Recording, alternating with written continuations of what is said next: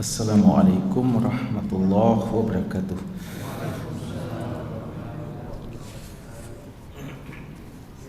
Innal hamdalillah nahmaduhu wa nasta'inuhu wa nastaghfiruh wa na'udzu billahi min shururi anfusina wa sayyiati a'malina. May yahdihillahu fala mudilla lahu wa may yudlil fala hadiyalah. Wa asyhadu an la ilaha illallah wahdahu la syarika lah wa asyhadu anna Muhammadan abduhu wa rasuluh. Allahumma shalli ala Muhammadin wa ala alihi wa sahbihi wa man ihtada bi hadihi wa istanna bi sunnatihi ila yaumiddin, amma ba'd. Para hadirin, bapak-bapak dan ikhwah dan akhwat, hafizakumullahu ta'ala jami'an.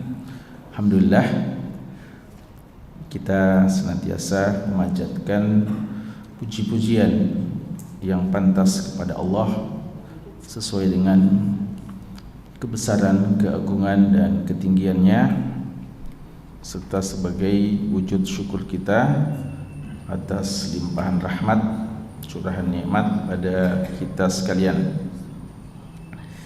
Di malam hari ini, di malam Ahad, kita sudah memasuki malam ke-13 di bulan Dzulqa'dah 1446 Hijriah. Dengan idinnya dan taufiknya kembali kita hadir bermajlis untuk sama-sama membaca dan mengkaji kitab Riyadhus Shalihin min Kalami Sayyidil Mursalin, kumpulan hadis-hadis yang telah disusun oleh Imam Abu Zakaria Yahya bin Sharaf An-Nawawi rahimahullahu ta'ala, seorang ulama besar kaum muslimin yang wafat tahun 676 Hijriah. Beliau menuliskan kepada kita kitab ini yang beliau beri judul dengan Riyadhus Shalihin min Kalami Sayyidil Mursalin, tamannya orang-orang soleh yang berisikan sabda dari Rasul kita, pemimpin para Rasul, Nabiullah Muhammad sallallahu alaihi wasallam. Dan jemaah sekalian, pada pembahasan kita yang paling terakhir, kita masih membahas tentang hadis-hadis yang berkaitan dengan keutamaan jihad fi sabilillah.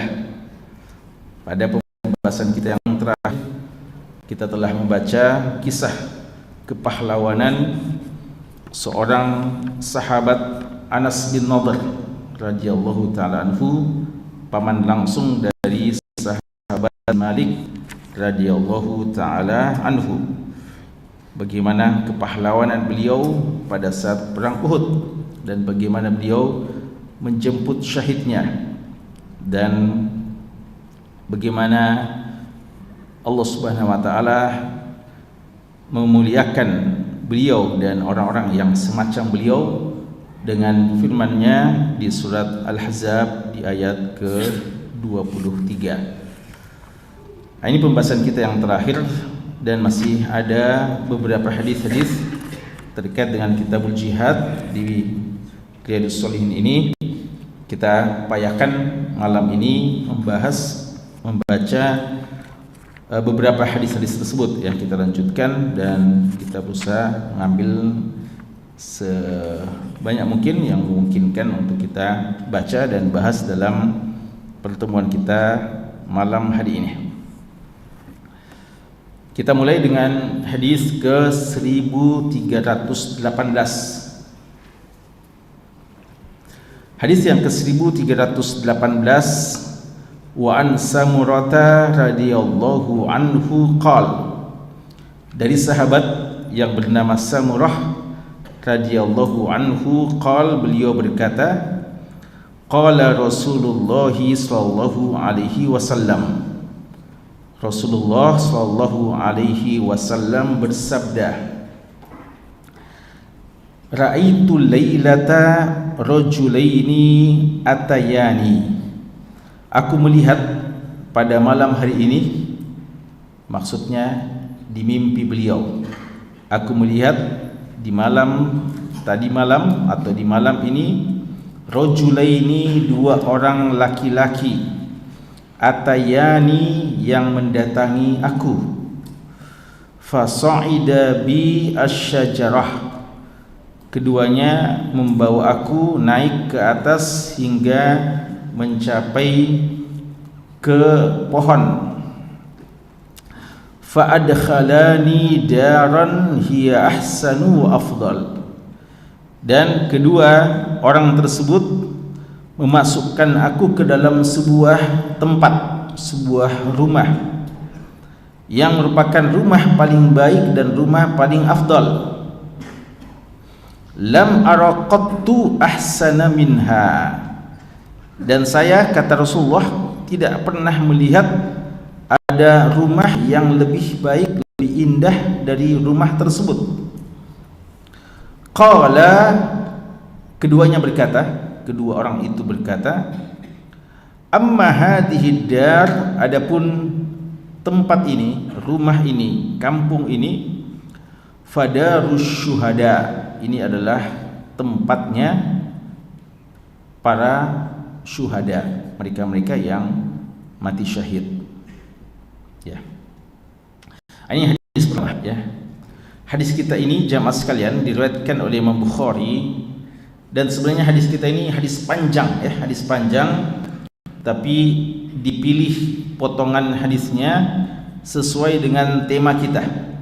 Nanti Imam Nawawi akan mengulangi lagi hadis ini di bab tentang haramnya bohong, haramnya dusta.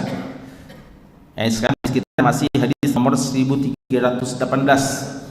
Nanti hadis ke 1546 ya akan diulangi hadis ini, tapi dengan lafaz teks yang lebih lengkap tentang bahaya dusta. Karena dari hadis panjang itu ada potongan hadis menjelaskan tentang hukuman yang pantas bagi para pembohong, bagi para pendusta. Imam Nawawi mengutip untuk kita potongan hadis yang singkat ini, ya, jadi potongan hadisnya singkat walaupun asal hadisnya panjang, sesuai dengan judul keutamaan jihad. Ada beberapa hal pelajaran hukum faidah yang perlu kita fahami tentang hadis ini atau potongan hadis ini. Pertama, hadis ini menjelaskan tentang mimpi Nabi SAW, dan mimpi Nabi perlu diceritakan, patut diceritakan, karena mimpi seorang Nabi adalah wahyu, ya, mimpi seorang Nabi. Bukan cuma Nabi kita SAW, secara umum di antara kekhususan para Nabi dan Rasul, mimpi mereka pasti adalah wahyu. Kalau mimpi manusia, entah satu kebenaran atau satu dari syaitan, atau sekadar bunga-bunga tidur. Ya, mimpi-mimpi kita ini masih ada kemungkinan-kemungkinannya. Paling tidak tiga kemungkinan tersebut. Mimpi baik yang insya Allah akan terjadi, tapi dia tetap bukan wahyu, ya, bukan wahyu. Yang kedua adalah dari setan. Mimpi buruk dari setan yang tidak perlu diceritakan kepada siapa-siapa. Dan yang ketiga, sekedar bunga-bunga tidur, dalam artian hal-hal yang mungkin terlalu kita pikir-pikirkan dan akhirnya kita tertidur, terbawa, lanjut pikiran itu, lamunan kita itu dalam tidur kita, ya. Adapun para nabi dan rasul, maka mimpi-mimpi mereka adalah satu keniscayaan, satu kepastian, satu hal yang benar terjadi.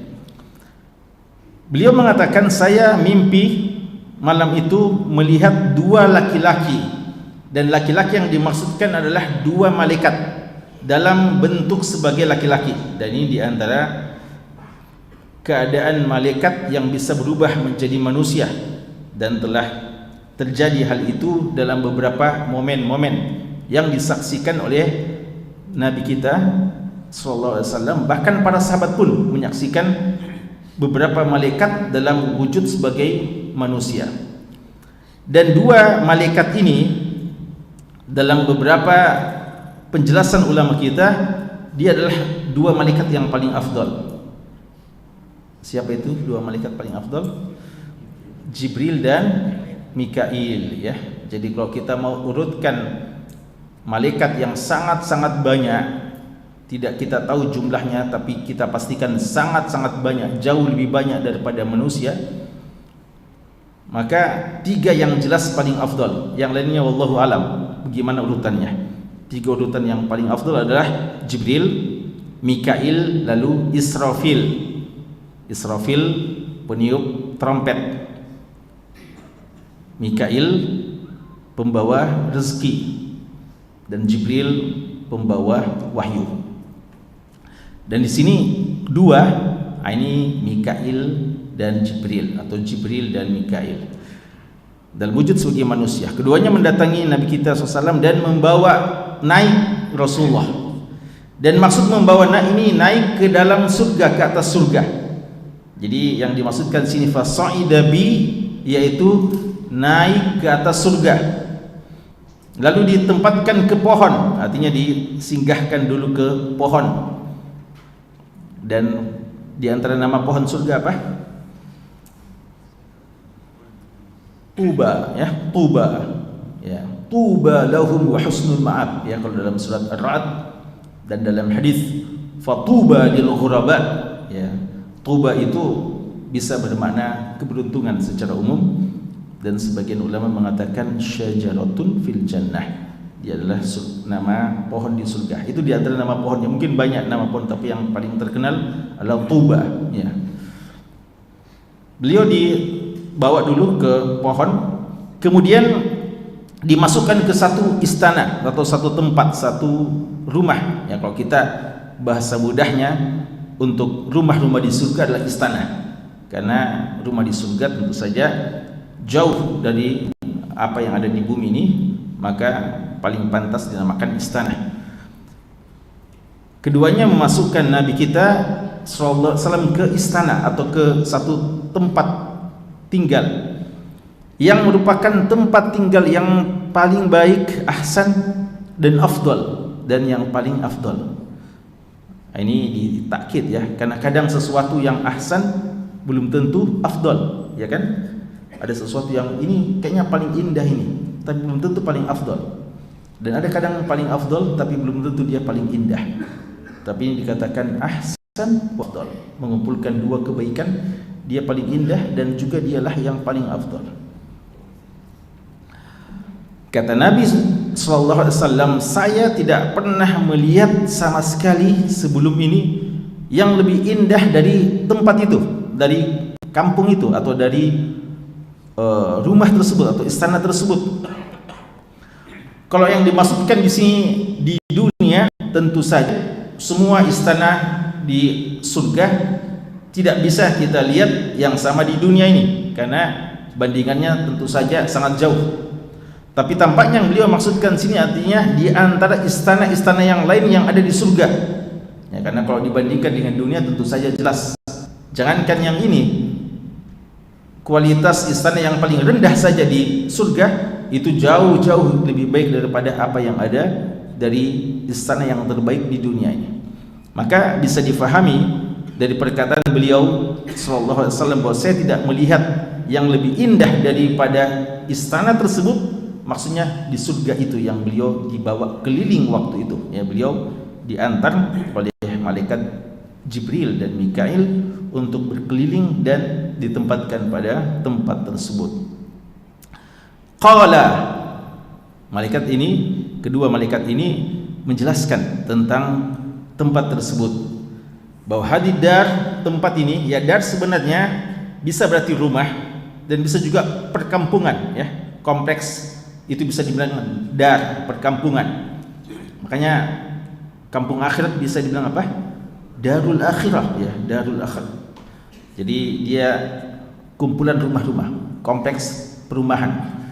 Jadi sini rumah-rumah atau kumpulan rumah-rumah untuk siapa? Darus syuhada, kampungnya para syuhada, ya. Jadi mereka mendapatkan keistimewaan ini, bahwa di antara kampung-kampung kompleks yang terbaik adalah Darus Syuhada, ya. Ada di Makassar kompleks, namanya kompleks Syuhada. Ya. Mesti yang paling bagus itu ya kompleksnya kalau ada yang namanya Syuhada. Atau kalau belum ada, ya nantilah di surga ya bagi mereka-mereka yang betul-betul syuhada indallah ya, betul-betul mati syahid di sisi Allah Subhanahu wa taala. Jadi wajhul istidlal dari hadis ini adalah hadis ini menjelaskan tentang tingginya kedudukan para syuhada. Mereka akan mendapatkan penghormatan, balasan yang terbaik, akan menempati tempat perumahan-perumahan yang terbaik di sisi Allah Subhanahu wa taala. Dan lengkapnya pembahasan hadis ini insyaallah kalau kita sudah sampai di hadis ke-1546 ya. Allah taala apakah kita bisa sampai di sana atau tidak. Kemudian hadis ke-1319. Hadis ke-1319. Wa an Anas radhiyallahu anhu, dari Anas bin Malik radhiyallahu anhu, anna Umma Rubai' bintal Bara', bahwasanya Rubai' bintul Bara' wa hiya Ummu Harithah bin Suraqah ya. Dan dia juga adalah ibunya sahabat. Jadi sebenarnya kunyahnya Ummu Rubai', tapi beliau juga ibu dari sahabat Harithah bin Suraqah. Harithah bin Suraqah. Atatin Nabiyya sallallahu alaihi wasallam, mendatangi Nabi sallallahu alaihi wasallam. Faqalat, beliau berkata, ya Rasulullah, wahai Rasulullah, ala tuhaddisuni an Harithah, apakah kamu tidak menyampaikan kepada saya, atau artinya tolong sampaikan. Ini ala dalam bahasa Arab artinya untuk motivasi ya. Jadi tolong sampaikan ya. Bisakah disampaikan kepada saya tentang Harithah? Harithah maksudnya anaknya ya. Jadi beliau adalah ibunya Harithah bin Suraqah tersebut. Beliau bilang tolong ceritakan kira-kira bagaimana status dari anak saya ini, Harithah bin Suraqah. Wa kana qutila yauma Badr, dan Harithah bin Suraqah ini terbunuh pada perang Badar. Dalam sebagian riwayat tidak disebutkan di sini, tapi dalam sebagian riwayat Bukhari ada kata-kata asabahu sahmu gharbin. Beliau dikena sahmu gharbin, panah yang gharb, panah yang asing. Maksudnya salah sasaran ya, karena dia waktu itu sebenarnya masih anak-anak atau belum terlalu dewasa, dan bukan menjadi sasaran musuh, tapi salah sasaran dan kena dan meninggal dunia. Sang ibu sedih, mau tahu bagaimana sang anak ini yang meninggal dunia dalam perang Badar, yang dikhawatirkan jangan-jangan meninggalnya sia-sia karena sebenarnya dia tidak ikut terlibat langsung dalam peperangan, cuma salah sasaran musuh itu ya. Kan ada beberapa yang ikut tapi sebenarnya bukan yang berperan utama, seperti wanita kan ikut dalam, kadang ikut untuk persoalan logistik, untuk persoalan kesehatan ikut dari belakang, tapi dalam kondisi-kondisi terpaksa kadang harus juga ikut terlibat langsung, atau kadang juga bisa jadi sasaran musuh ya. Bagaimana dengan seperti itu yang tadinya dia tidak niatkan langsung tapi akhirnya menjadi korban dari keganasan ya, kebiadaban, kezaliman musuh? Bagaimana statusnya? Kata sang ibu, fa in kana fil jannah sabartu. Kalau dia juga dikatakan masuk surga, walaupun sebenarnya ya tidak langsung ikut terlibat, tapi kematiannya itu juga menjadikan dia masuk surga, sabartu, saya akan bisa bersabar. Wa in kana ghaira dzalik ijtahadtu alaihi fil buka. Tapi kalau tidak seperti itu, saya akan sungguh-sungguh menangis ya. Artinya saya menangis sejadi-jadinya ya, kurang lebih gitu maksudnya ya. Faqal, Kata Nabi sallallahu alaihi wasallam, "Ya Ummu Harithah, wahai Ummu Harithah, innaha jinanun fil jannah." Dia akan berada di antara kebun-kebun surga, ya. Jinan jamak dari jannah, ya. Dia berada di antara kebun-kebun yang ada di surga. Wa inna benaki, dan sesungguhnya anakmu itu asobal firdausal a'la, akan mendapatkan firdaus yang tertinggi, ya. Akan masuk ke dalam surga firdaus yang tertinggi. Rawahul Bukhari, hadis ini hadis sahih, diriwayatkan oleh Imam Bukhari rahimahullah. Ada beberapa hal yang perlu kita fahami tentang hadis ini. Hadis ini, jamaah sekalian, adalah hadis yang menceritakan bagaimana seorang ibu yang telah kehilangan anak yang dicintainya, yang boleh dikata masih di bawah umur untuk urusan jihad fi sabilillah. Maka ketika anaknya menjadi korban, sang ibu ini, Ummu Harithah, ya, sang anak itu namanya Harithah bin Suraqah, ya, sang anak namanya adalah Harithah bin Suraqah. Ya, walaupun sebagian literatur mengatakan usianya mungkin sekitar 17 tahunan, ya. Tapi kalau 17 tahunan berarti sudah memang pantas untuk jihad. Yang biasa ditolak itu adalah usia-usia 14 tahun, ya, seperti yang terjadi pada Abdullah bin Umar radhiyallahu taala anhumah, ya, pada saat perang Uhud, ya. Tapi intinya waktu itu beliau berada di sekitar pasukan yang akhirnya menjadi sasaran dari musuh, terkena panah yang menyebabkan beliau meninggal. Sang ibu bertanya, "Wahai Rasulullah, tolong ceritakan gimana anak saya ini, ya, bagaimana status kematiannya? Apakah mati yang sia-sia atau mati yang mulia?" Ya, karena mereka sudah paham bahwa mati dalam perjuangan jihad dengan jihad yang sebenarnya adalah kemuliaan. Tapi ini kan ada syubhatnya, istilah kita ada syubhatnya. Syubhatnya karena dia sebenarnya salah sasaran tembak, salah sasaran dari musuh, dari panah musuh. Dan beliau mengatakan, kalau masuk surga, kalau statusnya masuk surga, saya bisa bersabar, tidak ada masalah. Bahkan itulah yang diharapkan, ya. Kita juga semuanya itu yang kita tuju. Maka saya bisa bersabar. Tapi kalau tidak, saya akan menangis sejadi-jadinya. Ini ada persoalan, ya. Makna dari ijtihadu alaihi bil buka, ya. Saya akan menangis sejadi-jadinya, ya. Ijtihad artinya bersungguh-sungguh menangis. Sebagian memahami bahwa ini maksudnya hanyalah sekedar menangis, ya, menangis, dan bukan menangis dalam makna meratap, bukan makna meratap. Karena kalau dalam menangis saja itu ditolerir. Bahkan Nabi kita sallallahu alaihi wasallam menangis dengan kematian Ibrahim dan kematian anak-anak yang beliau cintai, ya, dan cucunya, beliau menangis. Bahkan beliau mengatakan itu adalah minar rahmah, itu tanda rahmah, tanda kasih sayang. Innal aina la tajma', mata bisa mengalirkan, ya, mata bisa menangis, ya, kata beliau. Jadi ada yang memaknai bahwa ini harus dibawa kepada mana? Menangis dalam artian menangis yang masih wajar, bukan dalam taraf niyaha, ya, bukan dalam taraf niyaha meratap yang terlarang. Karena niyaha itu definisinya, niyaha definisinya adalah meratap. Meratap itu adalah dengan suara yang tinggi, menjerit-jerit, teriak-teriak, dan menempeleng, menampar pipi, dan merobek-robek baju, serta menjambak rambut, yaitu umumnya dilakukan oleh kaum jahiliyah, ya. 4 itu yang biasanya dilakukan, ya.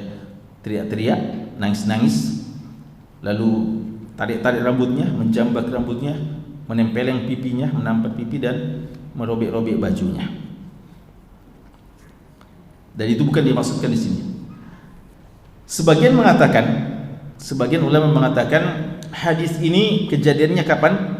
Perang apa? Perang Badar. Dan larangan meratap itu pada saat setelah perang Uhud. Ya, jadi sebagian mengatakan larangan niyahah meratap bagaikan ratapan jahiliyah itu nanti pada saat selesai perang Uhud. Dan ini belum ada larangan, berarti belum terlarang, sehingga Rasulullah tidak melarang karena memang belum dilarang pada waktu itu. Wallahu alam, tapi jelas kita harus yakin dengan mengkompromikan dengan dalil-dalil yang lain bahwa seandainya yang dia maksudkan dalam meratap dalam makna kelakuan jahiliyah, tidak mungkin Rasulullah mendiamkan, ya, tidak mungkin Rasulullah mendiamkan, atau ya mungkin karena hal ini tidak akan terjadi karena anaknya di surga, maka Rasulullah ya tidak mempersoalkan saat itu, ya. Kalau dimarahi waktu itu mungkin belum tepat, ya, karena dia masih bersedih, apalagi hal itu tidak akan terjadi karena anaknya masuk surga dan dia bisa bersabar dengan kenyataan tersebut.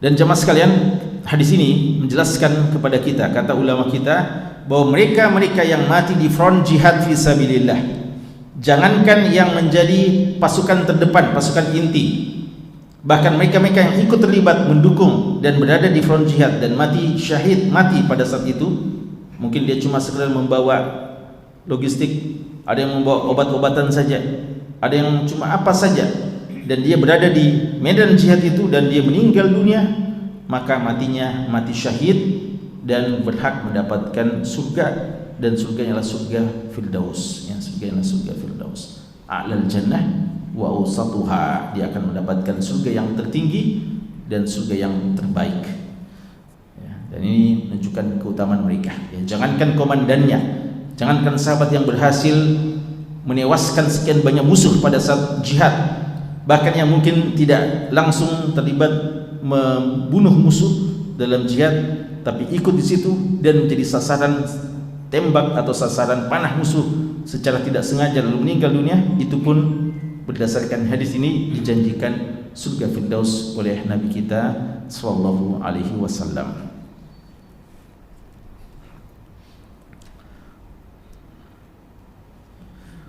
Kemudian hadis berikutnya, hadis Jabir radhiyallahu taala anhu, hadis yang ke-1320.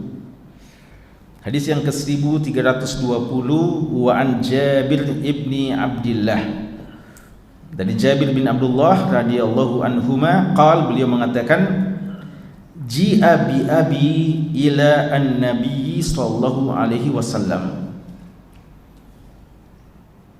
bapak saya dibawa untuk diperhadapkan kepada Nabi sallallahu alaihi wasallam. Bapak saya maksudnya ini adalah jenazah bapak saya, ya, karena bapak beliau waktu itu meninggal dalam keadaan status syahid di perang Uhud, ya. Dan ini salah satu, kalau kita pergi ke kuburan Uhud, kuburan syuhada Uhud, kalau kita ziarah ke Uhud, ini salah satu penghuninya, ya, penghuni maqbarah syuhada Uhud, Abdullah bin Haram al-Ansari, bapak dari Jabir radhiyallahu taala anhu. Mayat atau jenazah bapak saya dibawa menghadap kepada Nabi sallallahu alaihi wasallam. Wa qad musila bihi, dan waktu itu bapak saya jenazahnya musila, tamsil. Tamsil itu artinya sudah dimutilasi, ya. Sudah mungkin dicongkel matanya, dipotong hidungnya mungkin, atau telinganya, atau apa saja yang selalu kadang dan sering bahkan dilakukan oleh orang kafir yang tidak beradab, ya, dalam peperangan, ya. Kalau Islam tetap beradab dalam peperangan, mereka tidak punya aturan brutal, ya, dalam peperangan. Fa wudi'a baina yadayhi, jenazah beliau diletakkan di hadapan Nabi sallallahu alaihi wasallam. Fa dhahabtu, saya datang juga ke situ, saya mau lihat bapak saya. Akshifu an wajhihi, saya mau singkap wajahnya, ya, saya mau lihat wajah dari bapak saya. Fanahani qaumi, tapi kaumku melarangku, ya, kaum Ansar, ya, mungkin orang tuanya melarang, ya, Jabir untuk membuka. Faqala an-nabiy sallallahu alaihi wasallam, maka Nabi sallallahu alaihi wasallam mengatakan, mazalatil malaikah, malaikat masih senantiasa tuzilluhu, menaunginya bi ajnihatiha, dengan sayap-sayap malaikat, ya. Muttafaqun alaih. Hadis ini hadis sahih, diriwayatkan Imam Bukhari dan Imam Muslim. Ada beberapa pelajaran yang bisa kita ambil dari hadis kita ini. Hadis ini di antara cuplikan kisah tentang sahabat yang mulia Abdullah bin Haram Al-Ansari. Mungkin banyak di antara kita tidak terlalu mengenalnya, padahal beliau adalah bapaknya Jabir bin Abdullah. Ya, kita biasanya cuma kenal Jabirnya, salah seorang perawi hadis yang paling banyak di kalangan sahabat. Urutan ke-6 Jabir bin Abdullah radhiyallahu taala anhumah. Seharusnya kita juga mau tahu siapa itu Abdullah. Abdullah adalah Abdullah bin Haram, mati syahid, dan beliau ini orangnya, ya.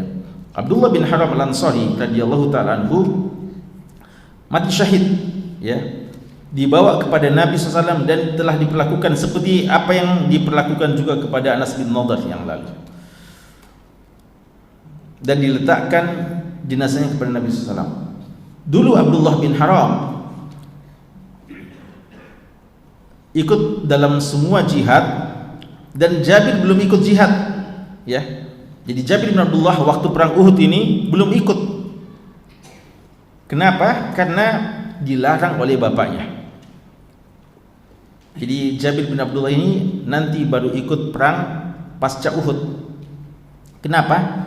Karena sebelum perang Uhud atau perang-perang sebelum Uhud itu bapaknya masih hidup, dan bapaknya memberikan tugas khusus kepada beliau untuk menjaga akhwat-akhwatnya, saudari-saudarinya yang jumlahnya 12, ya. Beliau punya saudari 12, dan Jabir laki-laki yang diamanahkan oleh bapaknya untuk menjaga saudari-saudarinya. Dan bapaknya bilang, biarlah saya yang tampil untuk jihad, dan izinkan hal itu oleh Nabi kita sallallahu alaihi wasallam. Makanya ketika meninggal bapaknya di perang Uhud ini, Jabir itu antara sedih dan bahagia.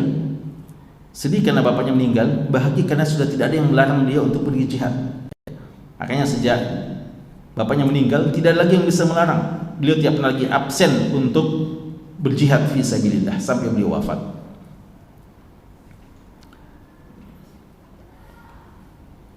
Karena beliau tidak menyaksikan, tidak terlibat langsung dalam perang Uhud, maka beliau mau tahu, ya, gimana bapaknya. Apalagi beliau dapat kabar bahwasanya bapaknya diperlakukan seperti itu, ditamsil, dimuslah, ya. Maka beliau mau lihat wajah dari bapaknya. Sebenarnya hukum melihat wajah tidak ada masalah, ya, tidak ada masalah melihat wajah dari si mayit, ya, bahkan menciumnya pun tidak mengapa, ya, seperti yang dilakukan oleh Abu Bakar radhiyallahu anhu kepada Nabi sallallahu alaihi wasallam. Dalam hukum yang semacam ini pada asalnya tidak mengapa, dan sebenarnya bisa. Maka sang anak mau lihat, tapi kaumnya melarang. Mungkin ya, di antara hal yang karena mungkin mereka sendiri tidak tega kalau Jabir sangat sedih melihat bapaknya yang diperlakukan seperti itu.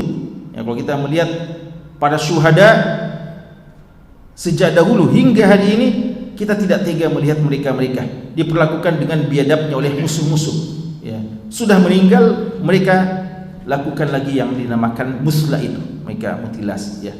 Mereka, ya, kalau kita tahu bagaimana perlakuan mereka kepada Hamzah, ya, mereka sampai robek dadanya, keluarkan, ya, isinya dan seterusnya. Jadi sebenarnya kaumnya itu melarang, ya, kaumnya itu melarang. Pelarangan ini menyedihkan Jabir, ya, membuat Jabir sedih, ya. Dan ini di antara pelajaran yang disebutkan ulama kita, sebaiknya bijak juga dalam melarang, ya. Apalagi kadang bisa dimaklumi sang anak mau melihat terakhir kali orang tuanya, dan kalau dia diduga insyaallah tidak melakukan hal-hal yang terlarang terhadap si mayit, sebenarnya dibiarkan saja, ya, dibiarkan saja. Tapi mungkin ada pertimbangan khusus dari orang tua keluarganya, ya, terhadap Jabir. Atas dasar itu tampil Nabi kita sallallahu alaihi wasallam untuk menghibur.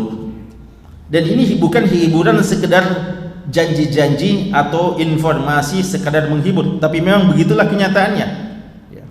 Maka ketika mungkin Jabir agak sedih, dilarang untuk melihat langsung bapaknya, datang berita gembira dari Nabi SAW bahwa sang bapak itu Abdullah itu di antara dalil bagaimana keberpihakan malaikat kepada para mujahidin.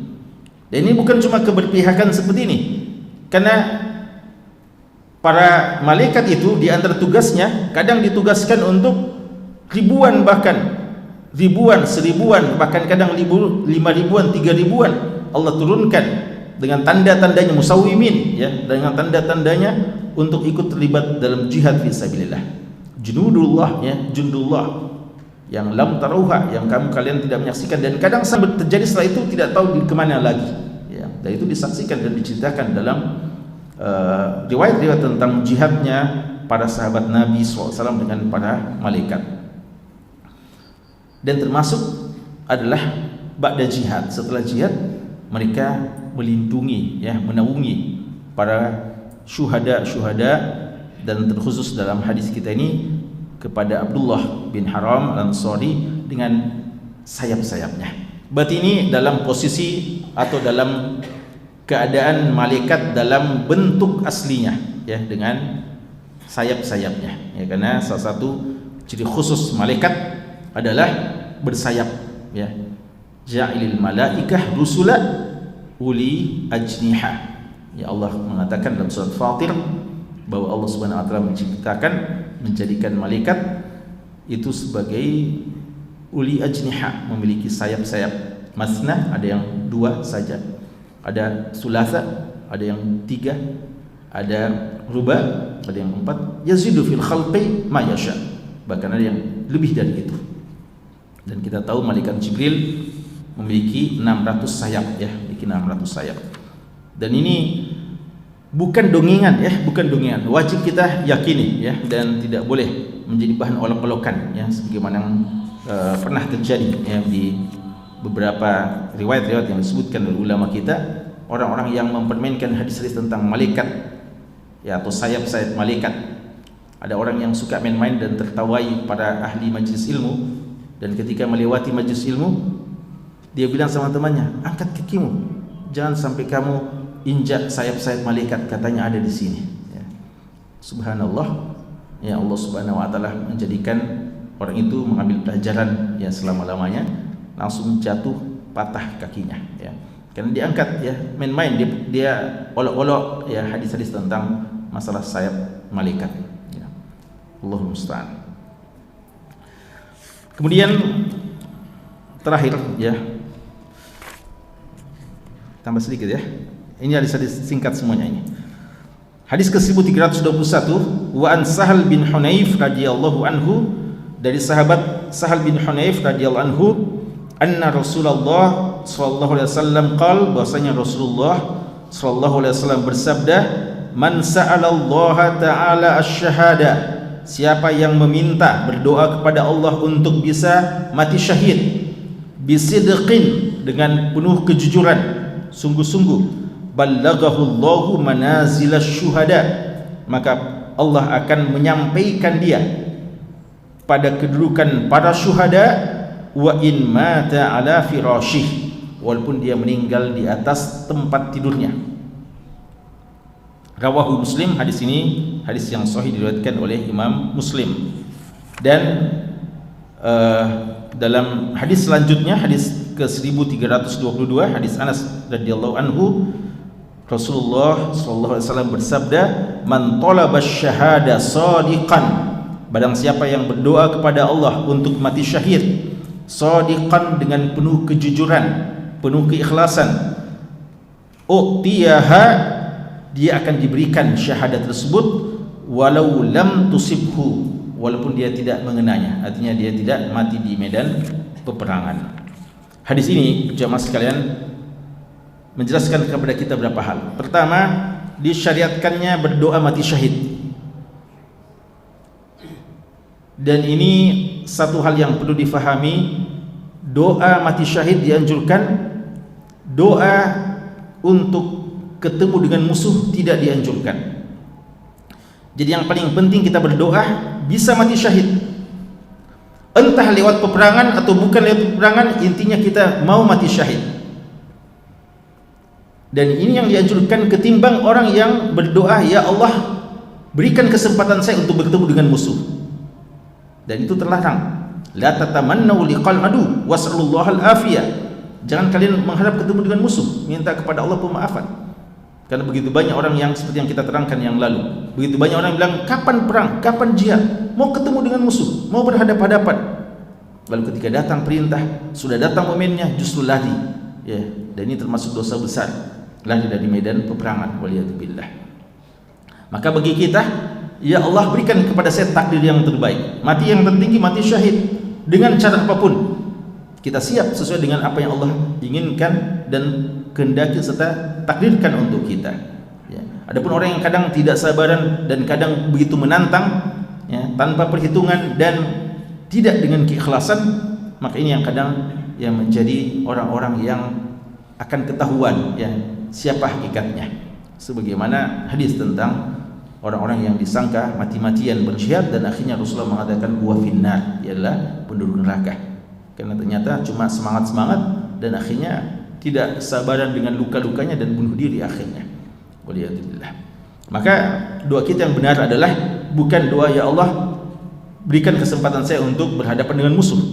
Ya, kita tidak mencari musuh, tapi kalau ketemu dengan musuh, kata Rasulullah, fasbutu wasbiru, bersabar dan teguh, jangan lari.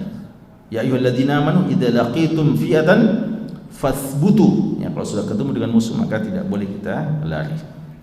Jadi doa adalah doa ya Allah berikan kesempatan saya untuk mati syahid. Nanti ada hadis-hadis bagian paling belakang ini dalam bab ini tentang siapa saja yang mati syahid. Karena mati syahid itu memang yang tertinggi mati syahid seperti ini.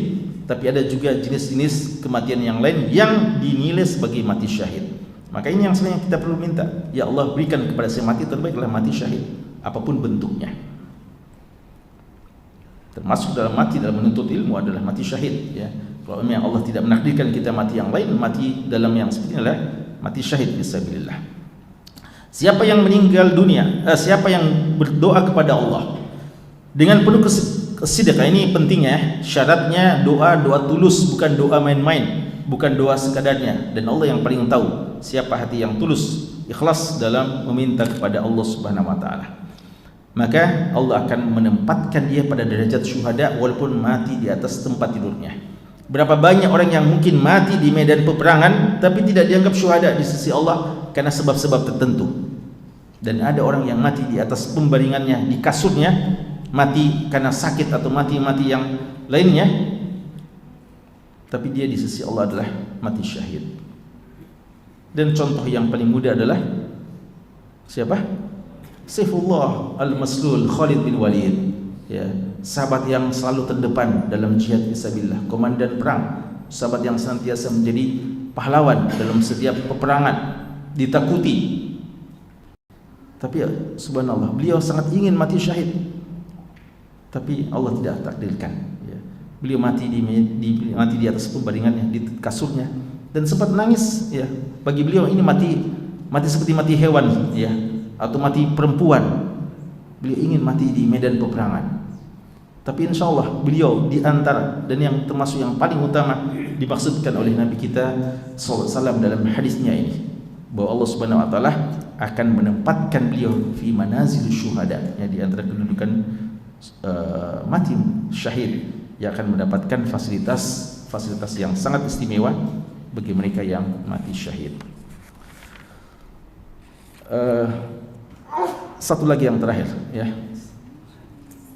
hadis paling singkat, ya. Setelah ini ada hadis-hadis panjang, ya, jadi insyaallah di waktu berikutnya, yaitu hadis Abu Hurairah radhiyallahu taala anhu. Beliau mengatakan Rasulullah sallallahu alaihi wasallam bersabda, ma yajidu syahidu, orang yang mati syahid tidak merasakan min masil qatl, dari perihnya, sakitnya terbunuh, illa kama yajidu ahadukum, kecuali sebagaimana salah seorang di antara kalian merasakan min masjid al-qarsah, dari disentuh qarsah. Qarsa itu ada dua kemungkinan, ada dua. Qarsa itu seperti gigitan semut, ya, gigitan semut. Gimana kalau semut? Sakit, ya sakit juga, tapi cepat ya. Dan bukan ini, kata ulama kita, bukan semut yang paling berbahaya, ya.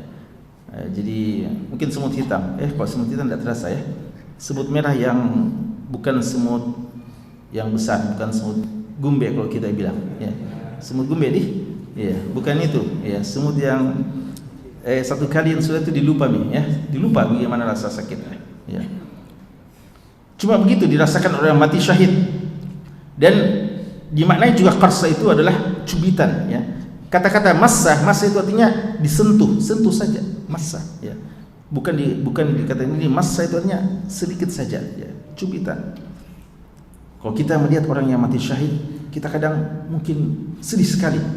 Dan kita tidak bisa bayangkan bagaimana pedihnya luka-luka yang dirasakannya. Ya.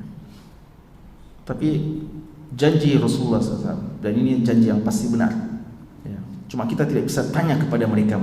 Ya. Mereka sebenarnya mau sekali kembali hidup untuk mati syahid lagi. Makanya kenapa mereka itu mau sampai 10 kali mati syahid dihidupkan lagi untuk merasakan lagi mati syahid. Karena mereka merasa mulia dengan tidak merasakannya. Dan seandainya mereka bisa betul-betul hidup menceritakan kepada kita, ya. Karena ikhwah sekalian, tidak sesuatu yang paling dikhawatirkan dalam seseorang adalah kecuali kematiannya, ya. Kan itulah puncak dari kesakitan semuanya. Inna lil mauti la sakarat, ya. Kematian itu kata Rasulullah ada sakaratul mautnya, yang detik-detik yang paling dikhawatirkan oleh seseorang. Dan itu puncak rasa sakit. Tapi ada hamba-hamba Allah yang Allah pilih untuk tidak merasakannya. Di antara hamba Allah yang paling mulia adalah para syuhada. Dan ini tentu saja, ya kata sebagian ulama kita, bahwa cukuplah kilatan-kilatan pedang yang berada di atas kepala mereka dan apa yang dilakukan oleh musuh itu sebagai yang membuat hati ini sempat takut, itu sudah sebagai balasan bagi mereka. Ya, artinya sudah menjadi cukup sebagai cobaan besar bagi mereka, sehingga setelah itu mereka tidak lagi merasakan sakitnya. Ya, kita cukupkan sampai di sini. Wallahu taala alam. Wassallallahu ala nabiyina Muhammad wa ala alihi washabbihi wasallam. Walhamdulillahi rabbil alamin.